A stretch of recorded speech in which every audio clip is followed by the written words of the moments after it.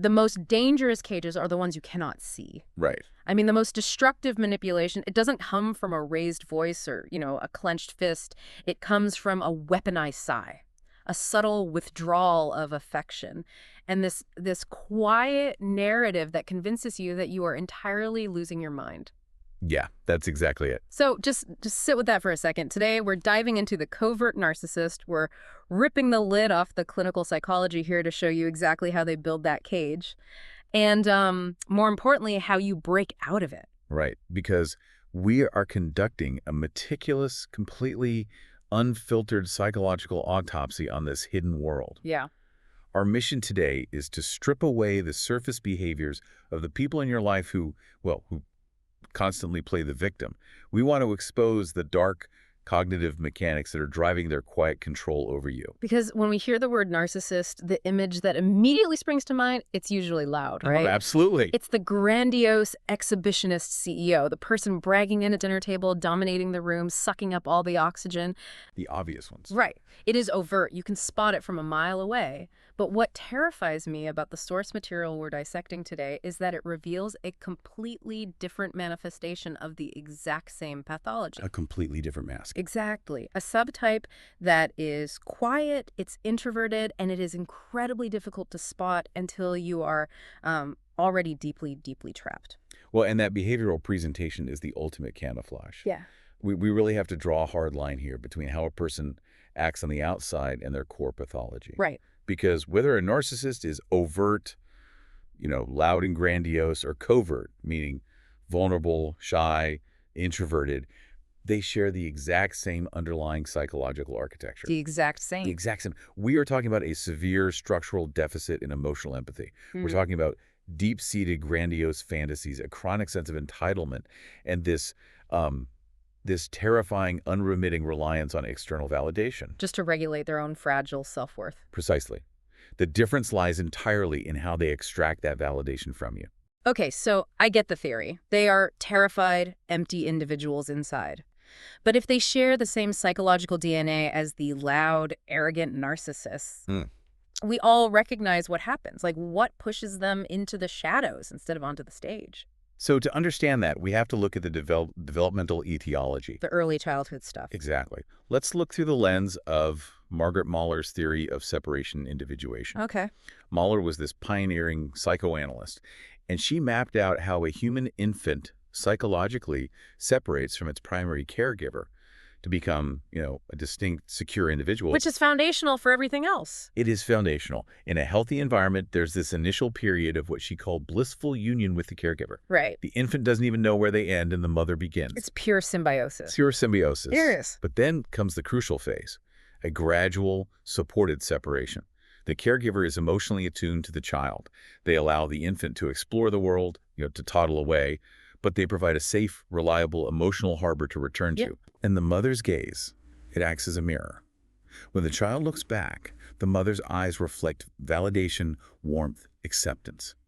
This is how a child builds a true, authentic self. They learn that they're safe. They learn, I exist, I am safe, and I am acceptable exactly as I am. But with the covert narcissist, that mirror is just broken. It is utterly shattered. Yeah. There's severe disruptions in emotional attunement during this highly critical window. The caregiver might have been emotionally deadened, highly critical, or perhaps overwhelmingly intrusive. Like treating the child just as an extension of themselves. Exactly. Rather than an autonomous human being. I mean, imagine an infant reaching out for validation and being met with a cold, disgusted stare. Or a mother who only shows warmth when the child performs a specific, rigid role. That's heartbreaking. It is. This failure to provide adequate, consistent attunement, it calcifies into a profound attachment wound. So the child literally learns that their authentic self is fundamentally unlovable. And that is an intolerable psychological state for a human being. So the child's authentic self is crushed. It's buried. Wow. And in its place, they frantically construct a false self. This false self is essentially a survival mechanism designed to appease the unpredictable caregiver. And that early trauma dictates the adult attachment style, right? Yes, exactly. Now, a grandiose narcissist develops what we call a dismissive avoidant attachment.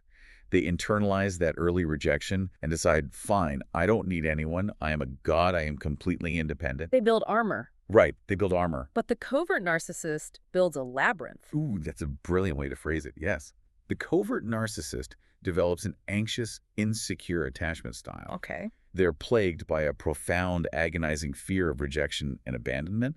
They don't believe they are independent gods. They know they need others to survive, but they are terrified of being seen. Because to be seen is to be rejected. Exactly. So they hide because they harbor this deep, intolerable shame and these feelings of inadequacy. They absolutely cannot risk the overt bragging of the grandiose narcissist. Right, the fear of being exposed, of being mocked is just too great. So they mask their grandiosity behind a highly curated facade of humility or self-deprecation, hypersensitivity. Yes. They present as the misunderstood genius, the selfless martyr, or the perpetual victim of a cruel, unfair world. And that presentation is so vital to understand. They aren't faking the pain. Right.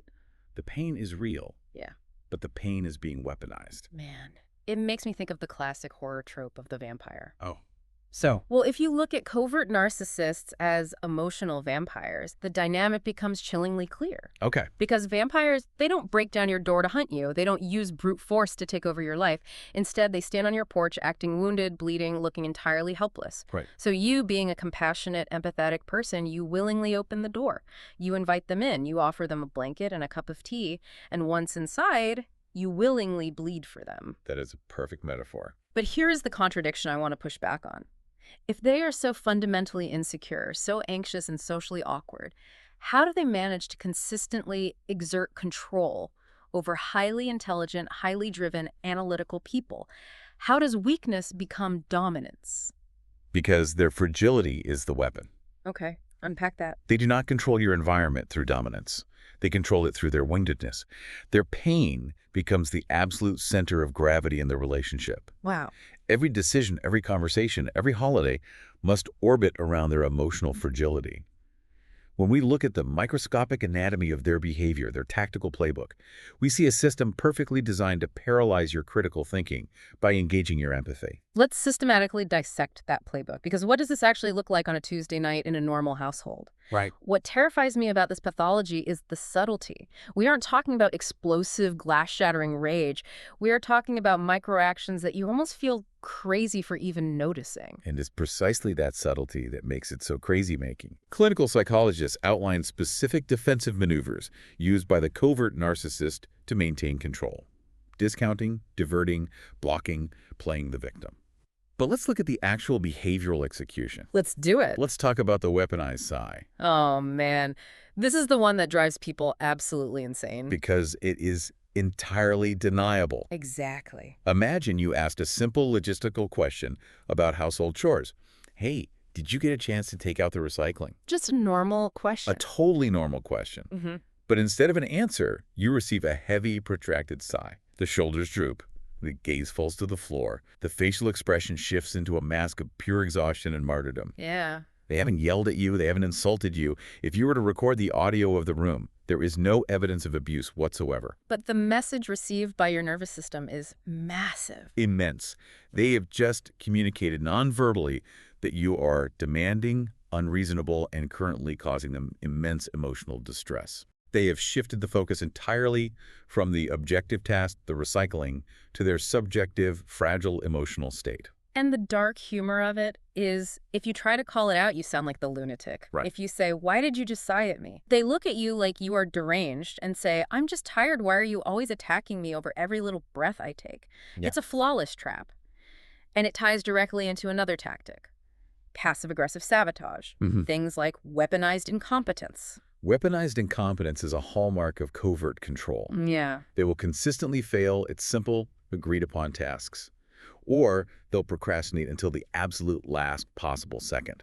They might load the dishwasher so poorly that all the dishes remain dirty, or they forget to pay the utility bill until the final notice arrives.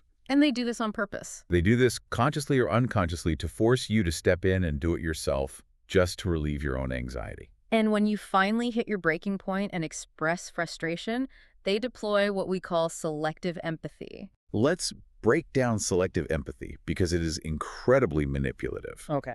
They don't apologize for dropping the ball. Instead, they turn the focus entirely onto your reaction. They look at you with wide, hurt eyes and say, I'm trying my best, but your tone is so harsh right now. Why are you always so critical of me? I can't do anything right in your eyes. Oh my God. Suddenly, you are no longer discussing the utility bill of the dishwasher. The entire conversation has been hijacked. Yeah. You are now defending your own character. You are comforting them for the mistake that they made. Exactly. We have to zoom in on that dynamic because Yeah. that is the defining invisible chain of this relationship. Let's ground this in a visceral, real-world scenario. Sure. Imagine a couple, let's just call them Mark and Sarah. Sarah comes home absolutely exhausted from a long day running her department at work. She needs to sit down and discuss a serious financial mistake Mark made.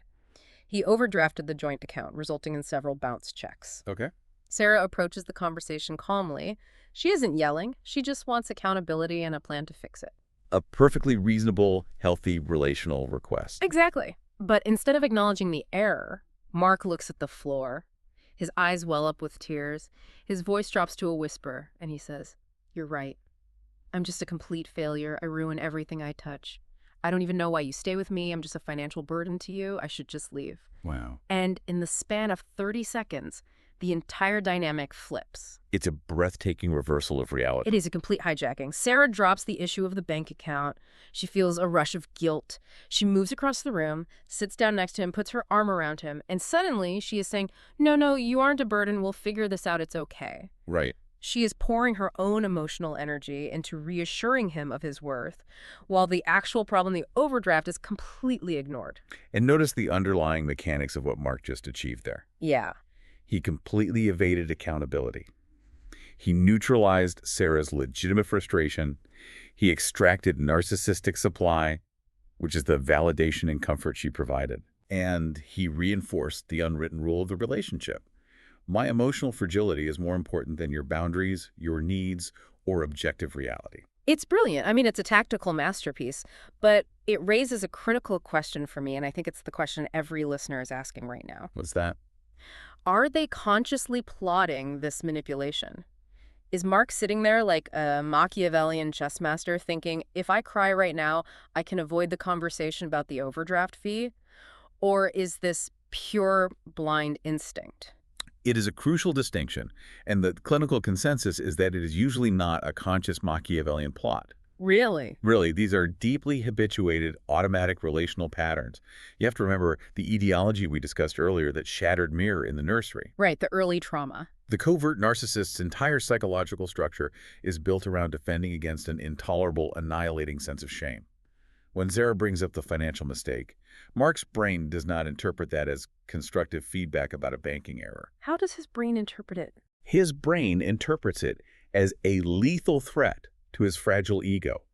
It feels like existential annihilation. To survive that psychological threat, he genuinely, in that exact moment, experiences himself as the victim. Unbelievable. His defense mechanisms deploy automatically. He is not acting. He has entirely rewritten reality in real time to position himself as the injured party. Because the alternative, admitting he is flawed, that he made a mistake, that he is not perfect, would cause a total psychological collapse. So they believe their own lies in the moment. Absolutely. Which makes it infinitely more difficult for the partner to navigate. Yeah. Because you're arguing with someone who genuinely believes they're bleeding, even while they hold the knife. Man. And to maintain this delusion, they utilize incredibly toxic isolation tactics. We need to look at triangulation. Yes, because they don't just manipulate the partner in a vacuum, they manipulate the entire social ecosystem. Triangulation is vital to their control. Because they operate covertly, they rarely engage in direct, loud confrontation. Instead, they whisper subtle character assassinations to third parties. They might pull Sarah's sister aside at a family dinner and say, you know, I'm so worried about Sarah. She's been so emotionally volatile and stressed lately. I just don't know how to help her. Wow. Under the guise of genuine concern, they are planting seeds of doubt. Precisely. They are establishing a narrative that Sarah is unstable. They do this with friends, family, sometimes even children. That is so dark. They isolate you from your support system, ensuring that if you ever try to speak out about the emotional abuse, the people around you will already view you as the volatile, unreasonable one. They have essentially pre-discredited their own victim. And to keep the victim locked in, they use future faking. This is something I see constantly in high-control relationships. Oh, yes. They promise you the world, they swear they will go to therapy, they promise that things will be different as soon as this one stressful project at work is over, or as soon as the holidays pass. They sell you a beautiful, harmonious future that never actually arrives. Because future faking isn't just about lying. It's about resetting the clock. Resetting the clock. The covert narcissist senses when you are finally hitting your absolute limit, when you are packing your bags emotionally. So they deploy a grand promise. Yeah. And because you are an empathetic person who desperately wants the relationship to work, you buy in. Yeah. You invest in the relationship's potential rather than its painful reality. You are holding out for a ghost. Which leads us directly into the deep end of their psychodynamic defense systems. How exactly do they rewrite reality and force you to accept it? How do they make you hold the bag for their toxicity? Right. So this is where the clinical psychology becomes truly unsettling. To understand this, we have to look at the concepts of the Jungian shadow, simple projection, and projective identification. Okay, walk us through it. Carl Jung wrote extensively about the shadow. It's the unconscious, disowned elements of our personality that our ego refuses to acknowledge. Right. All of us have a shadow. We all have selfishness, envy, anger, and malice. Healthy individuals learn to integrate and accept these darker parts of themselves. But the covert narcissist can't do that. They cannot. Because their rigid, false self-concept demands that they be morally superior, selfless, and pure. They absolutely cannot tolerate their own shadow material. It's radioactive to them. It's entirely radioactive. They cannot own their selfishness, their malice, or their deep inadequacy.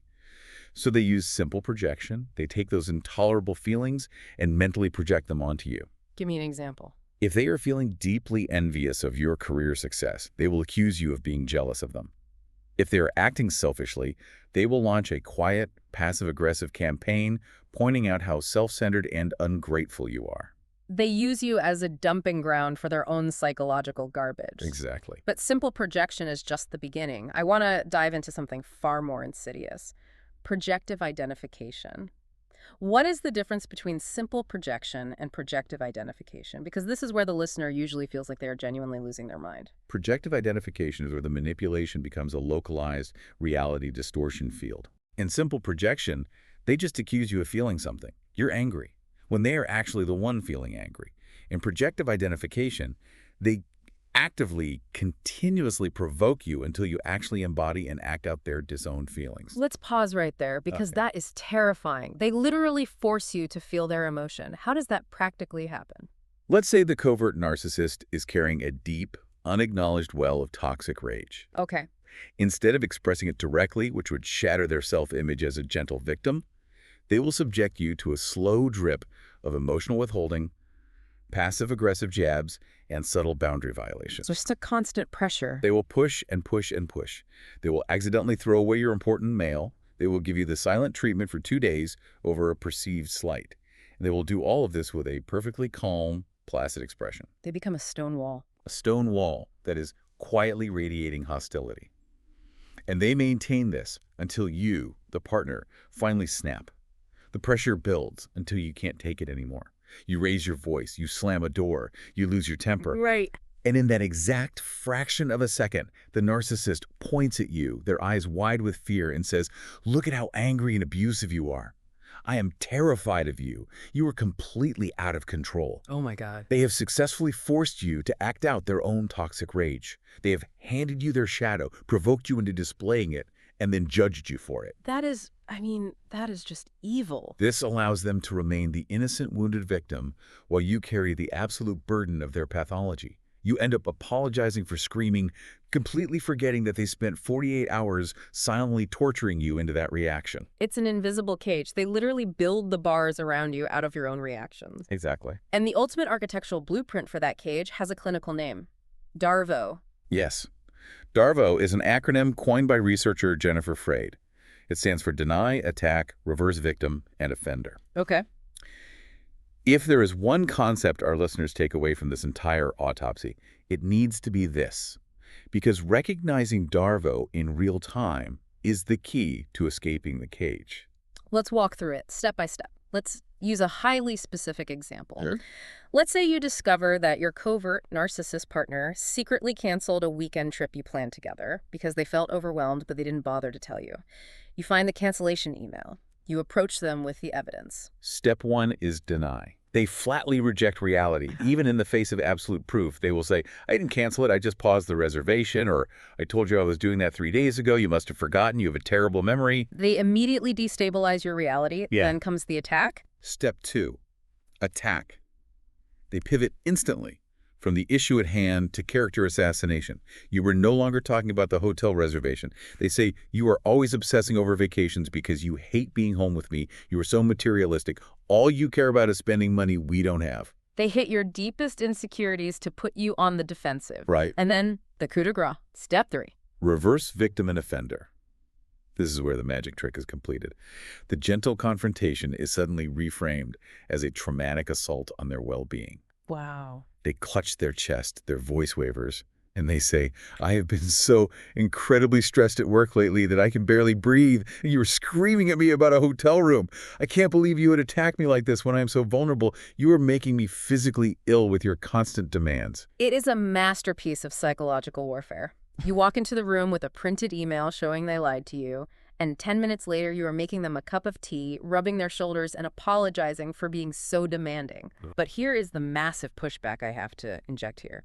How does the victim not see the trick happening? I hear this from people all the time. If they are so manipulative, why didn't you just leave? How does a driven, successful, highly analytical person, someone who might run a company, manage complex projects, or lead a family, end up utterly subjugated by this? To answer that, we have to move away from the mind of the narcissist and look at the literal brain wiring of the victim. The physiological side. Yes, we have to look at the walking on eggshells phenomenon. Because what the outside world doesn't understand is that this isn't just an emotional struggle, it is a profound physiological hijacking. This is where the science gets truly fascinating and deeply tragic. Walk us through the neurobiology of the victim. What is happening in their body when they walk into the house and see the narcissist sitting silently on the couch? I want to speak very deliberately here because the physiological toll of this dynamic is devastating and it is rarely validated. Yeah. When you are constantly subjected to passive aggression, to shifting realities, to DARVO, your body registers that you are in a state of chronic, unpredictable, life-threatening danger. Even though there is no physical violence? Your autonomic nervous system does not differentiate between the threat of a physical predator and the threat of psychological annihilation. Wow. The autonomic nervous system engages a permanent bracing response. Think about what happens before you even open your mouth to speak to the covert narcissist. Your body physically reacts. You might develop chronic tension headaches, severe migraines, or a literal tight knot in your stomach. You are holding your breath without realizing it. Exactly. Your adrenal glands are constantly flooding your system with cortisol and adrenaline. The sympathetic nervous system is screaming at you to fight or flee because it is anticipating that whatever you say next will be twisted, weaponized, and used to destroy your reality. But you can't fight because they will just DARVO you. And you feel like you can't flee because of the trauma bond. So you are trapped in a state of chronic freeze, completely flooded with stress hormones. Yes. And under that chronic relational stress, something terrifying happens in the brain. The prefrontal cortex, the part of the brain located right behind your forehead, responsible for executive function, logic, and crucially, reality testing begins to partially shut down. It goes offline. It goes offline. The brain is routing all its energy to the amygdala, the fear center, prioritizing pure survival over analytical accuracy. You literally lose access to your own intelligence. Yes. This is why highly intelligent, capable people become paralyzed and confused. Oh. You literally lose the cognitive capacity to accurately evaluate whether the narcissist's version of reality is true because your brain is overwhelmed by the physiological stress of the environment. You're in a fog. You are in a brain fog. You start second-guessing your own memory. You start recording conversations on your phone just to prove to yourself that you weren't crazy. But the abuse isn't constant. If it were just 100% misery 100% of the time, the victim would eventually leave. The prefrontal cortex would eventually recognize the fire and scream at the body to run. What locks that confusion into place? What keeps the victim returning to the source of the pain? Intermittent reinforcement. Okay. This is the exact same behavioral conditioning that B.F. Skinner identified in his research and that neurobiologists like Robert Sapolsky have mapped onto brain chemistry. We are talking about variable ratio reinforcement. This is the neurology of slot machines. Break that down for us. How does a human being become a slot machine? Let's look at the timeline of the relationship. In the very beginning, during the courtship phase, the covert narcissist subjected you to what we call love bombing. Right? They were perfectly attuned to you. They listened to your deepest traumas and validated them. They made you feel seen, understood, and cherished in a way you had never experienced. They became the perfect mirror that Mahler talked about. The mirror they never had as a child, they temporarily reflect onto you. Exactly. And that created a profound neurological template of safety and reward in your brain. A massive dopamine baseline was established. Your brain cataloged this person as ultimate safety and ultimate reward. Yeah. But then the mask slips. The withdrawal begins. The silent treatments, the weaponized sighs, the subtle devaluations. The slot machine stops paying out. But crucially, the withdrawal is not permanent. If it were permanent, the dopamine addiction would eventually break. Every so often, completely unpredictably, the narcissist will give you a glimpse of that original warmth. Just a crumb. Right, a deep, soulful conversation late at night. A moment of apparent vulnerability where they cry and say, "You're the only one who truly understands me." A beautifully planned date night where everything feels perfect again. And what does that unpredictability do to dopamine levels? It sends them into the stratosphere. Sapolsky's research shows that dopamine doesn't peak when you receive a reward. It peaks in anticipation of the reward. When the reward is only delivered 50% of the time, or completely unpredictably, the dopamine spike is massive. The uncertainty creates a chemical addiction to the relationship. Wow. Just sit with that. You aren't going crazy. Your reality is being systematically rewritten by a variable ratio reinforcement schedule. The early warmth, that love bombing, wasn't a foundation for a healthy relationship. And the subsequent warmth, those little breadcrumbs of affection, isn't a reward for your hard work or your excellent communication skills. The warmth is the mechanism of the trap. Oh, yes. Keeps you pulling the lever, working harder and harder, believing that if you just communicate a little better, if you just anticipate their needs perfectly, the slot machine will pay out the jackpot of love again. It's a Sisyphean task. It is. And it highlights something so deeply tragic about the victims of covert narcissists. Yeah.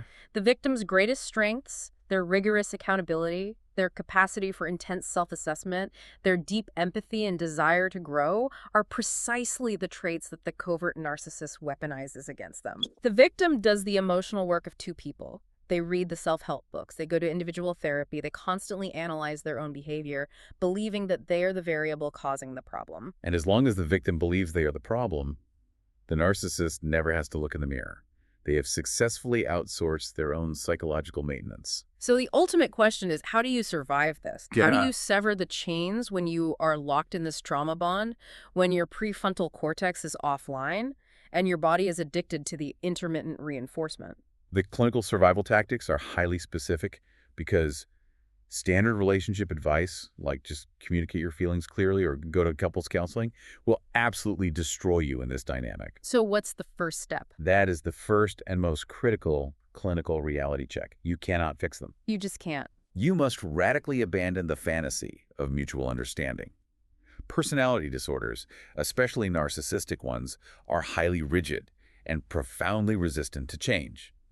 This is primarily because the covert narcissist's defense mechanisms are so absolute that they genuinely do not believe they have a problem.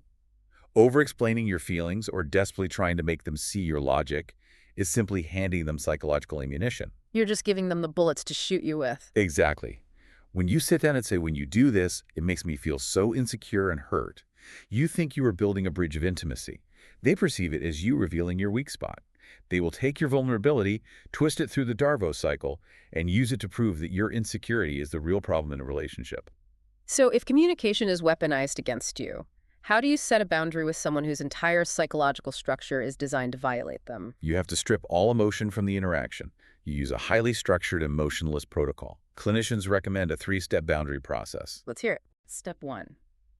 Acknowledge their feeling objectively.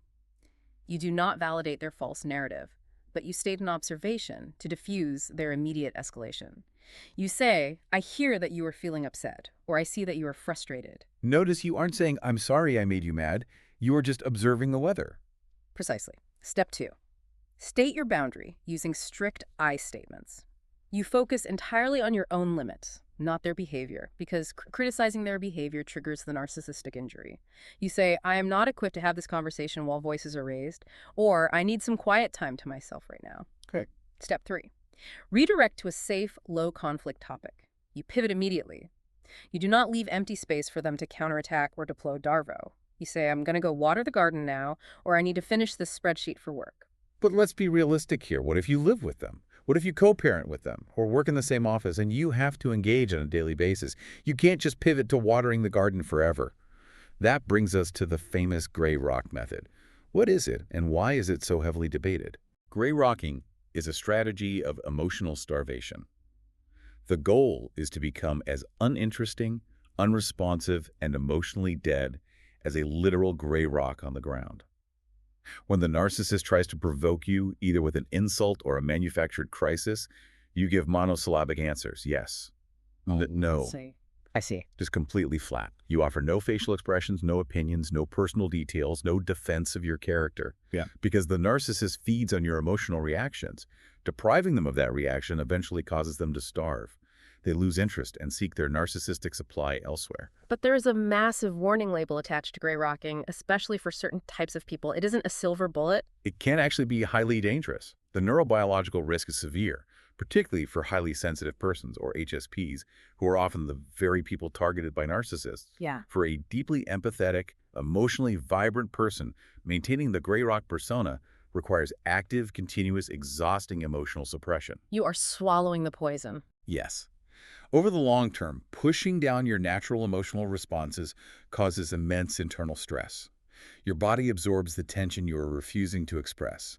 This can lead to severe physical illness, autoimmune flare-ups, profound dissociation, and a terrifying feeling of losing your own identity. Which is horrible. Furthermore, in a professional setting or in a high-conflict family court situation, acting completely robotic and cold can backfire. The narcissist will document your flat affect and use it to claim you are the hostile, uncooperative, or abusive one. Which is why clinicians develop the alternative. What is the yellow rock method? The yellow rock method is a safer, much more sustainable alternative for long-term survival, like co-parenting or working alongside a covert narcissist. The core principle remains the same. You maintain an absolute fortress around your internal emotional world. You give them zero access to your true feelings, your fears, or your vulnerabilities. The rock is still a rock. The rock is still impenetrable. However, you coat the exterior of that rock in basic, polite, societal pleasantries. You say please, thank you, and have a good weekend. You use emojis in your co-parenting texts.